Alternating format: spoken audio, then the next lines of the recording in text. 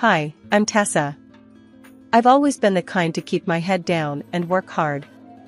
It's paid off. I landed a job at a major trading company right out of college and clawed my way up from there.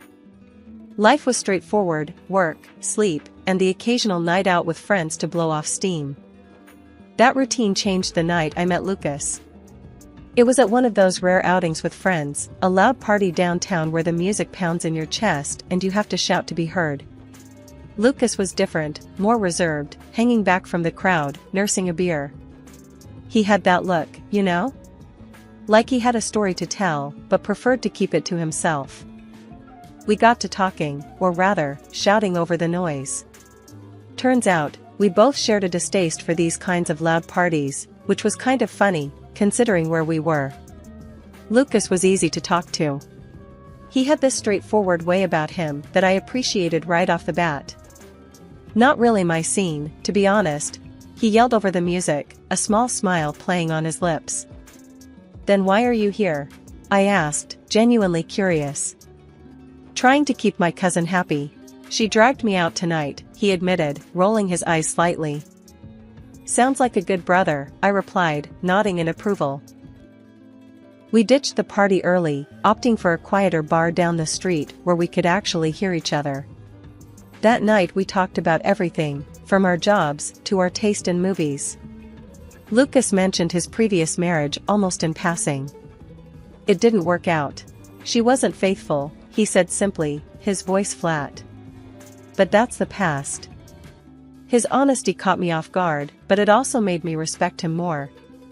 We started seeing each other regularly after that night. Things moved fast, and it wasn't long before we were talking about a future together. After Lucas and I decided to make things official, he was eager to introduce me to his mother, Susan. We planned a Sunday brunch at her place, and I remember feeling a mix of excitement and nerves. I wanted to make a good impression. As we pulled up to her tidy, two-story house, Lucas turned to me with a reassuring smile. "Don't worry, it'll be fine. Just be yourself," he said, squeezing my hand. The moment we stepped inside, I was hit with the smell of bacon and eggs. The house was spotless, every item in its rightful place, which told me she probably spent the better part of the morning cleaning and preparing for this. "Lucas, my boy."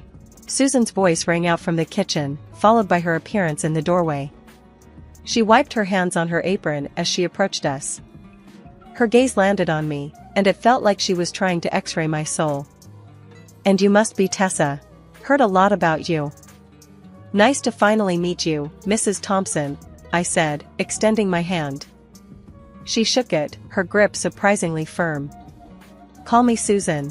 Mrs. Thompson was my mother-in-law, and I couldn't stand her. Her blunt statement threw me off, but I laughed it off. "All right, Susan it is." We sat down at the dining table, which was meticulously set with fine china and crystal glasses, an indication of how important this meeting was to her. Susan served us, then took the seat across from me, her eyes never straying far. "So, Tessa," she started, cutting straight to the chase. "Lucas tells me you're quite the career woman." "Trading, is it? Sounds like a man's world."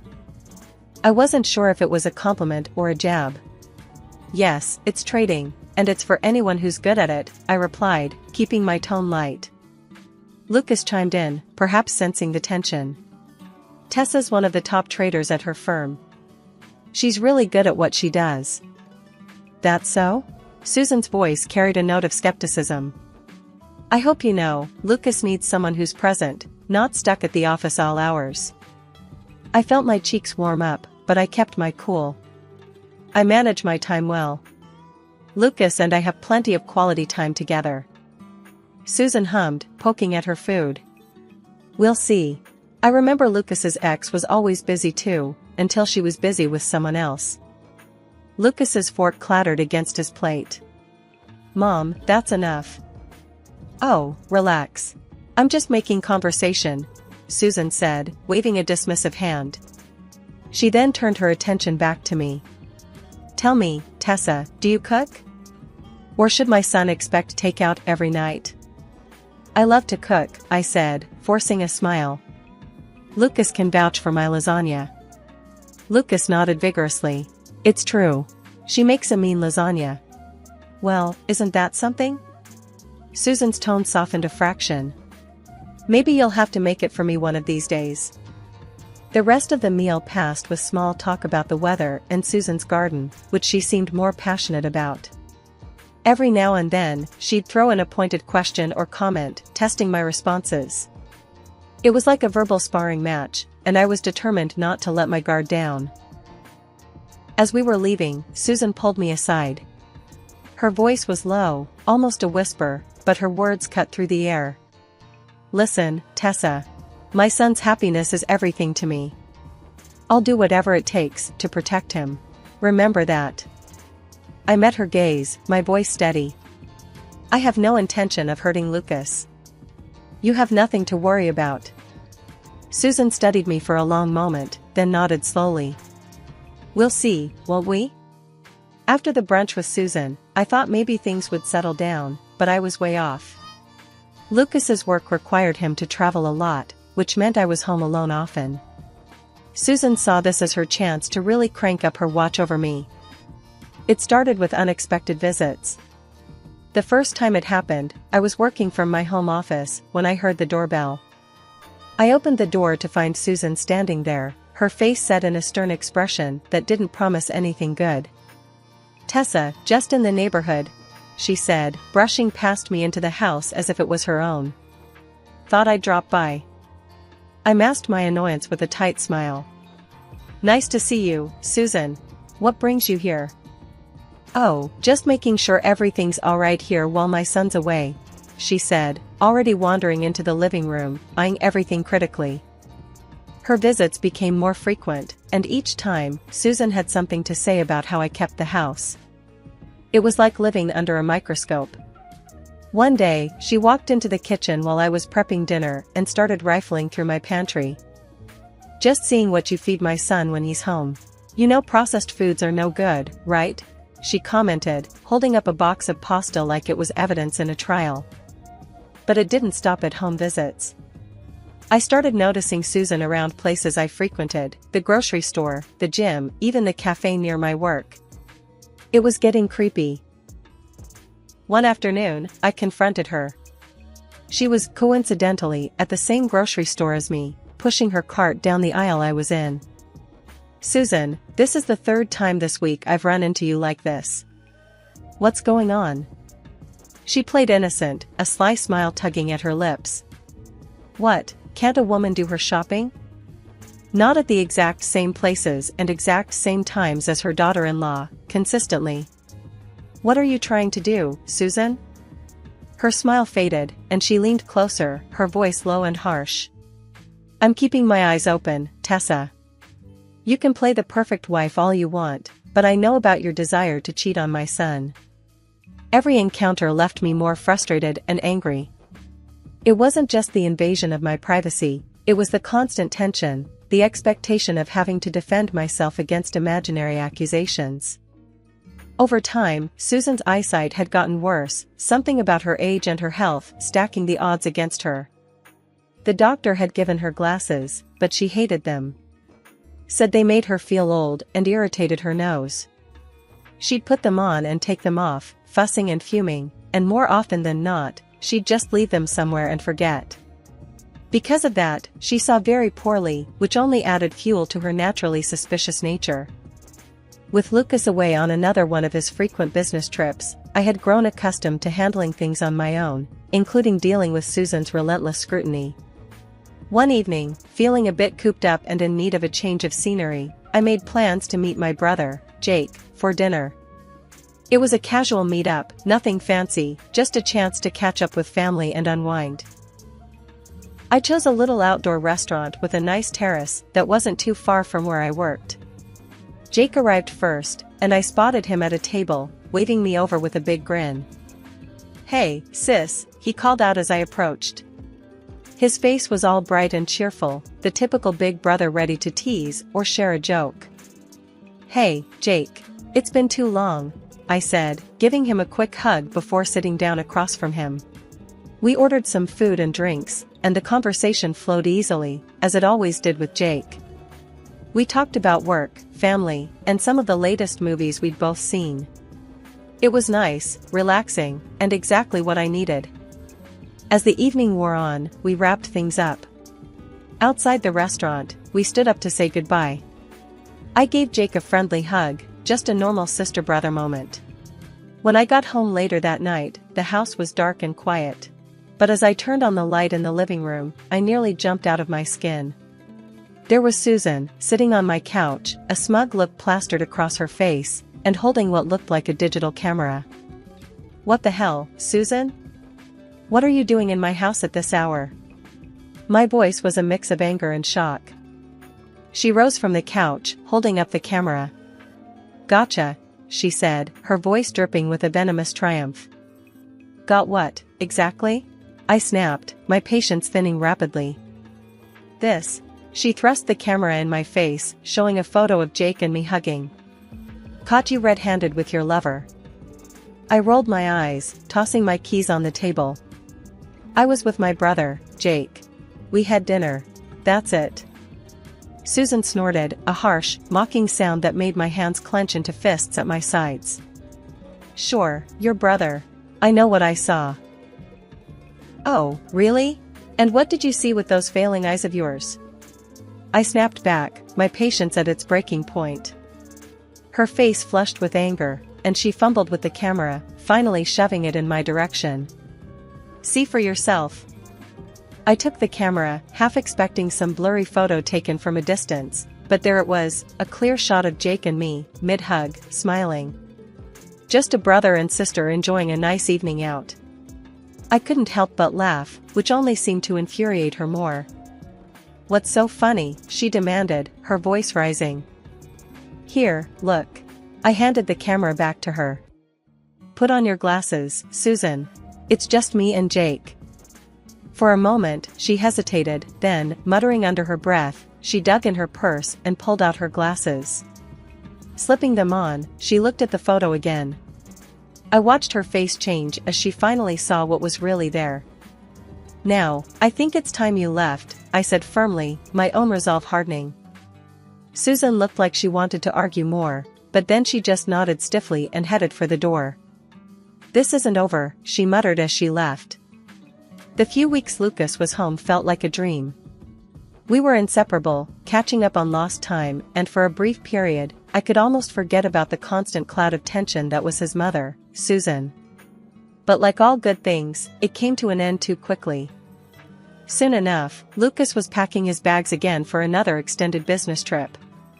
I braced myself for the usual loneliness that accompanied his departures, but this time a new complication arose. Susan decided to move in. She showed up at our doorstep one afternoon, suitcase in tow, announcing her stay as if it were the most natural decision in the world. "It's for the good of the family, Tessa. I'm here to make sure you don't get into any trouble," she declared, pushing past me into the living room. I called Lucas immediately, my voice shaking with frustration. "She can't just move in here, Lucas. You need to talk to her." Lucas sighed on the other end of the line. "Tessa, please, just try to get along. I don't want to fight with her about this. It's only for a few weeks." Reluctantly, I agreed, but hanging up the phone, I felt a sinking feeling in my stomach. This wasn't going to be easy. Susan wasted no time taking over the household. That first weekend, she followed me around, critiquing every little thing I did. "You're folding those towels all wrong," she'd say, or, "You missed a spot there, do it again." She even took over the kitchen, her worst idea yet. Due to her deteriorating eyesight, she constantly oversalted or overpeppered everything, but whenever the food turned out barely edible, she blamed me. "You must have distracted me," she'd snap, or, "You're trying to sabotage my cooking." During the weekdays, her behavior grew even more suffocating. She sat in the living room, a notebook in her lap, jotting down the times I left for work and came home. Any time I was delayed, even by traffic, she'd greet me with a sneer. "Late again, Busy day or busy boyfriend?" "It was traffic, Susan. Like it is for millions of people every day, I'd retort, my patience fraying at the edges. Her insinuations were relentless, and each day ended with me locking myself in the bedroom, fuming but helpless. Lucas's request echoed in my mind, keeping me from unleashing the torrent of anger I felt. A month into Susan's invasive stay at our house, I finally got the news I'd been waiting for, a promotion at work. This wasn't just any promotion. It came with the opportunity for training at our company's main branch in another city. I'd been eyeing this chance for years, a real step up in my career. When I told Lucas over the phone, his excitement for me was palpable, even through the distance. "That's incredible, babe. I'm so proud of you," he enthused. "Don't worry about the time apart. It'll fly by, and we'll be back together before you know it." Despite the distance and the issues with his mother, his support was unwavering. It bolstered my spirits, filled me with warmth and determination. But then there was Susan. I broke the news to her one evening, trying to keep the conversation light and straightforward. "Susan, I've been promoted. I'll need to go to another city for a while to train," I explained, hoping to sound as nonchalant as possible. Her reaction was as expected, sour and accusatory. "So, you're running off to another city now? What's really there, Tessa? A lover?" she spat, her words dripping with venom. I sighed, frustration bubbling inside. "It's for training, Susan. There's no lover." "Why is that so hard for you to believe?" She snorted, her expression twisted in disbelief. "Sure, training. Just convenient timing, isn't it? As soon as Lucas is gone, you find a reason to leave too." I shook my head, unable to hide my irritation. "Believe what you want, Susan. I'm going, and that's final." With Lucas's blessing ringing in my ears, I packed my bags that night, eager to escape the oppressive atmosphere of my own home. Susan's persistent mistrust and conspiracy theories had drained me, and the idea of a few weeks away felt like a breath of fresh air. Once I settled into my temporary apartment in the new city, the sense of freedom was palpable. No Susan lurking around every corner, no insinuations or bitter comments at every turn. I was doing well in training, making new connections, and actually enjoying my evenings in peace. I found myself thinking, more than once, how pleasant life was without Susan watching my every move. But then, one ordinary afternoon as I returned from a session, my phone pinged with a new voice message from Susan. The content of that message turned my newfound peace upside down. "Tessa, I hope you're enjoying your time with your lovers, because you won't have a home to come back to. I've taken care of everything. The house is sold. Stay where you are, for all I care." Her voice, cold and triumphant, sent chills down my spine. I replayed the message, my mind racing. It couldn't be true. Lucas hadn't mentioned anything, and he owned the house, nothing could be done without his signature. Yet, the malicious glee in Susan's voice couldn't be ignored. What had she done? I called Lucas immediately, panic edging my voice, but the call went straight to voicemail. With him still on his business trip and likely in meetings or on a flight, I felt helpless, stuck in another city, the seeds of doubt Susan had planted now sprouting relentless anxiety. As the days passed with no return call from Lucas, my mind conjured up all sorts of disastrous scenarios. Had Susan forged his signature? Was it even legally possible to sell the house like that? The questions tormented me, gnawing at my focus and sleep. Despite the turmoil, I forced myself to continue with the training. I had worked too hard to let Susan's potentially empty threats derail my progress here. By the end of the training program, I was mentally exhausted, not just from the courses, but from the emotional roller coaster Susan had sent me on. I walked into the house, my mind still reeling from the chaos of the past few weeks. There, in the middle of the living room, stood Susan, squinting at me as if she couldn't quite make out who I was. She wasn't wearing her glasses again, which explained the unsure look on her face. But as I got closer, her expression shifted to one of smug triumph. "Welcome back, Tessa," she said, her voice dripping with a venomous cheerfulness. "I have some news for you." I dropped my bag by the door, bracing myself. "What now, Susan?" She thrust a stack of papers at me. "Here, read this. It's all settled. The house has been sold. You don't belong here anymore, or in this family for that matter." Her words were cold, calculated.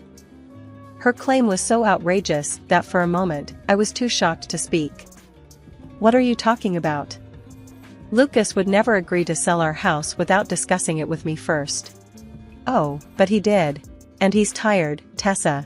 Tired of your endless affairs," she added, a harsh edge to her voice. I snatched the papers from her hands, my heart pounding as I flipped through them. My eyes scanned the document quickly at first, then more carefully as something caught my attention.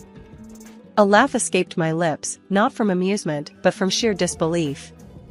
Susan looked at me, puzzled and clearly irritated. "What's so funny?" "Here," I said, pushing the papers back into her hands. "Put on your glasses and read it aloud. Read what you've signed." Reluctantly, she fumbled for her glasses, put them on, and started reading. "This agreement, made and entered into this day by and between." Her voice faltered as she continued, the realization dawning slowly. "This isn't a sale contract. It's a loan agreement for consulting services?" "Yes, Susan. That's right. You didn't sell the house. You signed up for a high-interest loan from some scam artists who took advantage of you." Susan's face went pale, her hands trembling as she held the document. "But I thought I was selling the house. There was an ad in the paper, and the man was so convincing. He said it could all be done without bothering Lucas with the details, that it was better this way." "You thought you'd sell my house out from under me? Without even a real check on what you were signing?" I was incredulous, anger and disbelief warring within me. Tears started streaming down her face, her earlier composure crumbling. "I just wanted to protect my son from you and your infidelities. I didn't mean for this to happen. I forgot my glasses, and everything seemed so legitimate." I stared at her, the weight of everything she'd put me through bearing down on me. "Susan, you have gone too far this time. You need to leave. Now." With a heavy heart but a clear resolve, I watched as Susan packed a few belongings into her bag, still sobbing, still muttering apologies. As she walked out the door, I felt a mixture of relief and sadness. When Lucas returned from his business trip, I had a lot to tell him. As soon as he put down his bags, I started to unload everything that had happened, from Susan's attempted deception to the fake documents. He listened, his face growing tighter and more serious with every detail I shared. After I finished, he was quiet for a long moment, just staring at the ground. Then, he looked up, his jaw set. "This is unbelievable. It's time we taught Mom a serious lesson. What she planned to do was way out of line," he said, his voice firm and angry. However, the next day, after a tearful confrontation with Susan, where she pleaded ignorance and desperation, Lucas decided we needed legal advice. We consulted a lawyer to understand the full implications of what Susan had done. The lawyer was pretty clear. "From a legal standpoint, your mother-in-law voluntarily took out that loan and signed the contract. She's liable for the repayment," he explained in a no-nonsense tone. Susan's face when she heard that news was something I could never forget. She had thought she could manipulate her way out of the situation, but reality hit hard. She was on the hook for a significant amount of money, and there was no easy way out. She had to find a job, and fast. Within weeks, she started working 2 shifts, just to make ends meet. With Susan now occupied and no longer having time to meddle in our lives, Lucas and I finally found some peace. We decided it was a good time to take a break, to give ourselves a chance to heal and bond again after the chaos. We went to Hawaii for a second honeymoon, and it was blissful. We talked a lot about our future during those long, leisurely walks along the beach. "I think we're ready to think about having a baby, don't you?" Lucas said one evening, the sunset casting warm glows on his face. I smiled, feeling a mix of excitement and nerves. "Yes, I do. Let's enjoy being us for a bit longer, and then let's go for it." "Sounds perfect," he replied, kissing me gently. Now, back from Hawaii, life feels lighter, simpler. We spend our weekends planning the garden, redecorating the house, just enjoying each other's company. Lucas supports me in everything, including my career and our future family plans. We've discussed timelines, how we're going to manage our work-life balance, and how excited we are to be parents. It's a new chapter for us, one that's filled with hope and looking forward.